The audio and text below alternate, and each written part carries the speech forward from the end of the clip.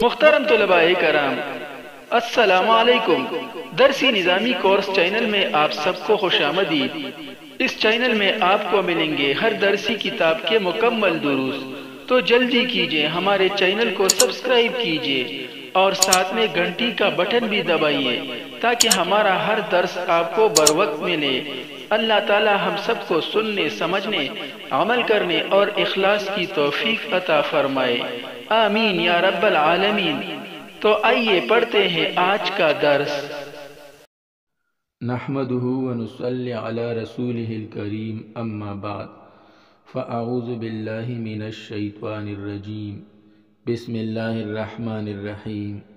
الدرس الثالث والعشرون، 23واں درس، الفعل المضارع، فعل مضارع۔ محترم طلباء کرام، اب تک ہم نے جو اسباق پڑھ لیے ہیں ان میں سے ہم نے اس جملہ اسمیہ کا استعمال سیکھ لیا جس کے دونوں اجزاء یعنی مبتدا اور خبر دونوں اسم ہو، مبتدا بھی اسم ہو اور خبر بھی اسم ہو۔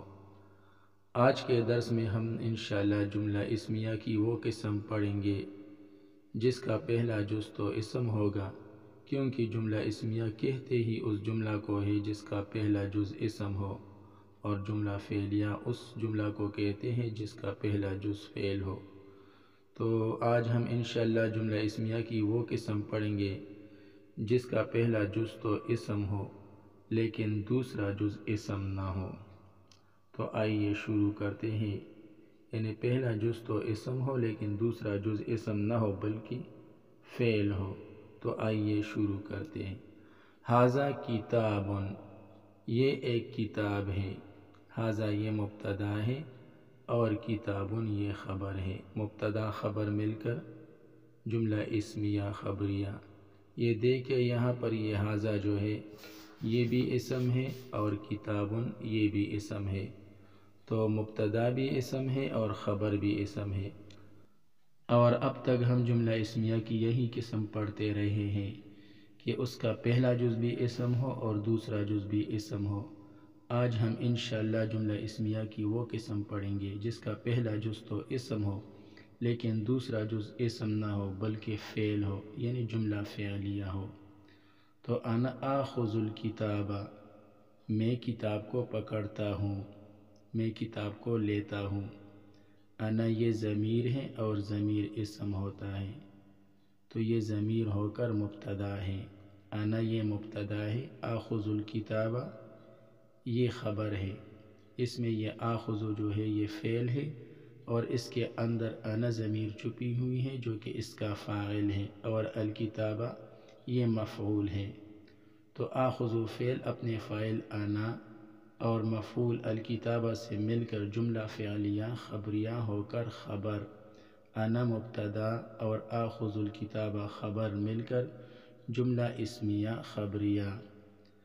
ایک بات یہ بھی یاد رکھنی چاہیے کہ جملہ جو ہے وہ مستقل ہوتا ہے، اگر اسے ہم نے مبتدا وغیرہ کے ساتھ جوڑنا ہے تو اس کے اندر ایک ایسی ضمیر ہونی چاہیے جو مبتدا کی طرف لوٹ رہی ہو اور وہ ضمیر مبتدا کے مطابق بھی ہو، یعنی اگر وہ ضمیر اس کو ہم نے مبتدا کے ساتھ جوڑنا ہے تو اس کے اندر ایک ایسی ضمیر ہونی چاہیے جو مبتدا کی طرف لوٹ رہی ہو اور وہ ضمیر مبتدا کے مطابق بھی ہو۔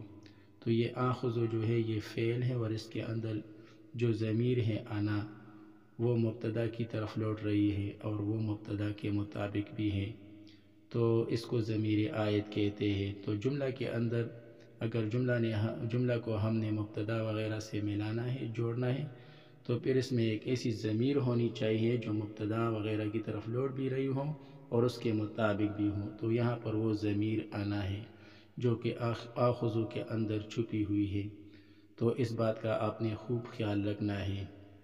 تو انا مبتدا اور آخذ الکتاب یہ خبر ہے، مبتدا خبر مل کر جملہ اسمیہ خبریہ۔ انا افتح الکتاب، میں کتاب کو کھولتا ہوں۔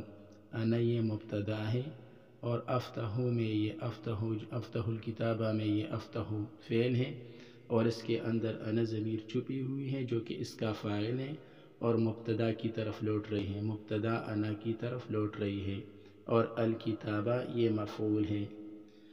تو افتح فعل اپنے فاعل انا اور مفعول الکتابہ سے مل کر جملہ فعلیہ خبریہ ہو کر خبر، انا مبتدا اور افتح الکتابہ خبر مل کر جملہ اسمیہ خبریہ۔ انا اقرأ الکتابہ، میں کتاب کو پڑھتا ہوں، انا یہ مبتدا ہے اور اقرأ الکتابہ یہ خبر ہے۔ اقرأ فعل، اس کے اندر انا ضمیر چھپی ہوئی ہے جو کہ اس کا فاعل ہے، اور وہ مبتدا انا کی طرف لوٹ رہی ہے اور اس کے مطابق بھی ہے، اور الکتابہ یہ مفعول ہے۔ تو اقرأ فعل اپنے فاعل انا اور مفعول الکتابہ سے مل کر جملہ فعلیہ خبریہ ہو کر خبر، انا مبتدا اقرأ الکتابہ خبر مل کر جملہ اسمیہ خبریہ۔ تو آپ نے دیکھ لیا کہ ھذا کتاب کے دونوں جز یعنی مبتدا اور خبر دونوں اسم ہیں، اور انا آخذ الکتابہ، انا افتح الکتابہ، انا اقرأ الکتابہ، اس میں پہلا جز تو اسم ہے لیکن دوسرا جز جو ہے وہ فعل ہے، یعنی جملہ فعلیہ ہے۔ ماذا افعل، میں کیا کرتا ہوں، ماذا کلمہ استفہام ہو کر مبتدا اور افعل فعل با فاعل، افعل فعل اس کے اندر انا ضمیر چھپی ہوئی ہے جو کہ اس کا فاعل ہے، تو افعل فعل اپنے فاعل انا سے مل کر جملہ فعلیہ خبریہ ہو کر خبر، مبتدا ماذا اور خبر افعل مل کر جملہ اسمیہ استفہامیہ۔ ماذا افعل، میں کیا کرتا ہوں، میں کیا کر رہا ہوں، یہ افعل جو ہے اسی طرح یہ آخذ اور افتح وغیرہ یہ سب فعل مضارع ہیں۔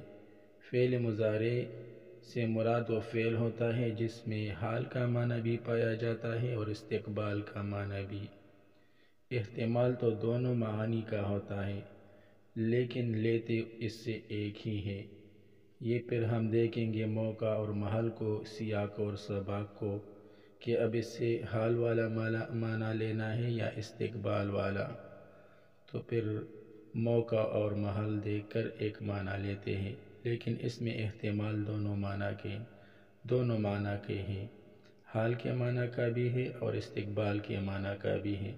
یعنی افعل کا معنی ہے میں کرتا ہوں یا میں کروں گا، اسی طرح آخذ کا معنی ہے میں پکڑتا ہوں یا میں پکڑوں گا، تو حال کا معنی بھی اس میں ہے اور استقبال کا معنی بھی اس میں ہے۔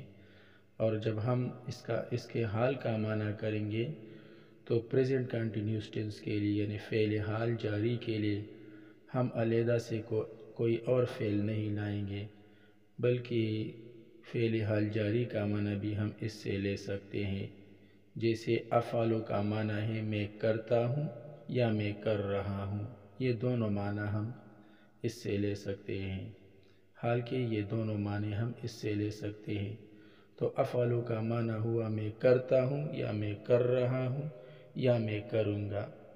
ماذا افعل، میں کیا کر رہا ہوں، میں کیا کرتا ہوں۔ انت تأخذ الکتاب، تو کتاب پکڑتا ہے یا تو کتاب پکڑ رہا ہے۔ انت جو ہے یہ مبتدا ہے اور تأخذ الکتاب یہ جملہ فعلیہ خبریہ ہو کر خبر ہے۔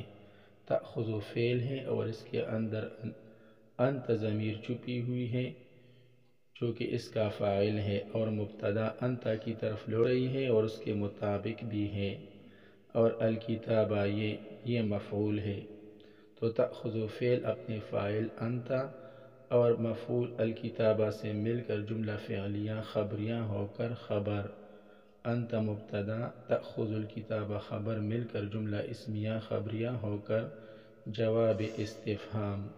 انت تأخذ الکتاب، تو کتاب پکڑ رہا ہے۔ ماذا افعل، میں کیا کرتا ہوں، میں کیا کر رہا ہوں۔ انت تفتح الکتاب، تو کتاب کھولتا ہے یا تو کتاب کھول رہا ہے۔ ماذا افعل، میں کیا کرتا ہوں۔ انت تقرأ الکتاب، تو کتاب پڑھتا ہے یا تو کتاب پڑھ رہا ہے۔ جو معنی بھی اچھا لگ رہا ہو وہ کیجئے۔ خالد یأخذ الکتاب، خالد کتاب پکڑتا ہے۔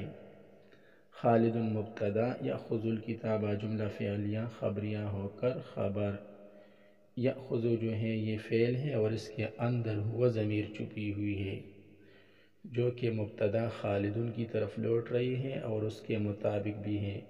اسم ظاہر جو ہے یعنی خالد جو کہ اسم ظاہر ہے اور اسم ظاہر جو ہے یہ غائب کے حکم میں ہوتا ہے، تو اس وجہ سے یہاں پر ہم نے غائب کی ضمیر نکال لی۔ تو یأخذ جو ہے یہ فعل ہے اور اس کے اندر ہوا ضمیر چھپی ہوئی ہے جو کہ مبتدا خالد کی طرف لوٹ رہی ہے اور الکتاب یہ مفعول ہے۔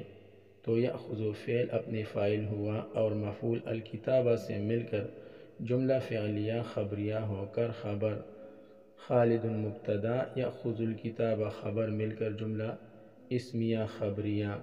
خالد یأخذ الکتاب، خالد کتاب کو پکڑتا ہے۔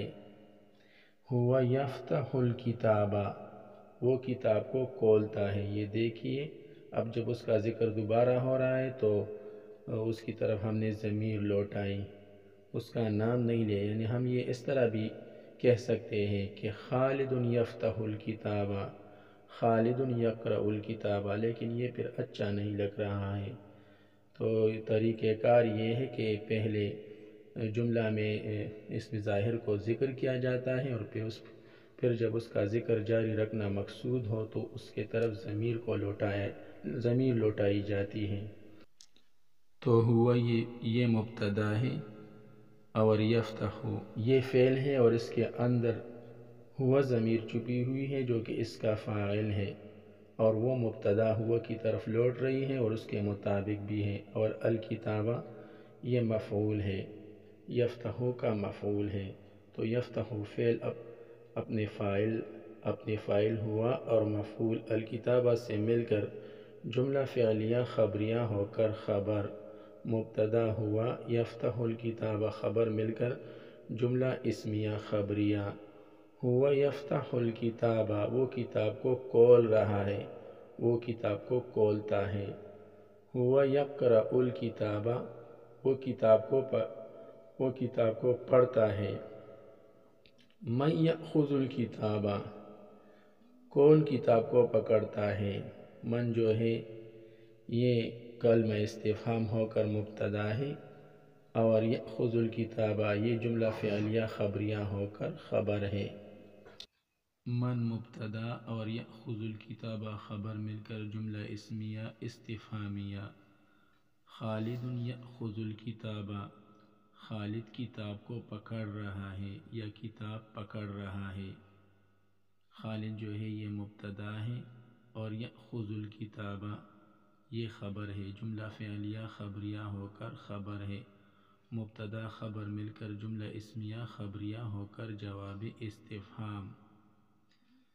من یأخذ الکتاب، کتاب کو کون پکڑتا ہے، کون کتاب کو پکڑ رہا ہے۔ خالد یأخذ الکتاب، خالد کتاب کو پکڑ رہا ہے یا لے رہا ہے۔ یأخذ کا معنی پکڑنا بھی ہے اور لینا بھی ہے۔ من یفتح الکتاب، کتاب کو کون کھولتا ہے، کون کتاب کو کھولتا ہے۔ خالد یفتح الکتاب، خالد کتاب کو کھول رہا ہے یا کھولتا ہے۔ من یقرأ الکتاب، کتاب کو کون پڑھتا ہے، کون کتاب کو پڑھتا ہے۔ خالد یقرأ الکتاب، خالد کتاب کو پڑھتا ہے یا کتاب کو پڑھ رہا ہے۔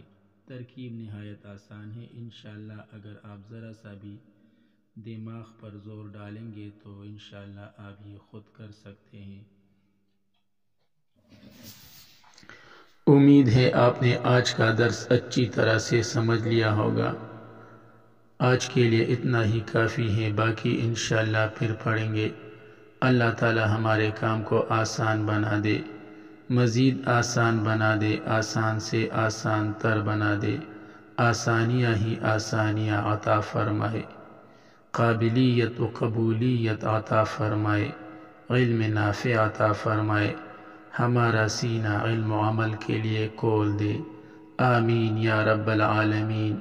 وصلی اللہ تعالی علی خیر خلقہ محمد وآلہ واصحابہ اجمعین برحمتک یا ارحم الراحمین۔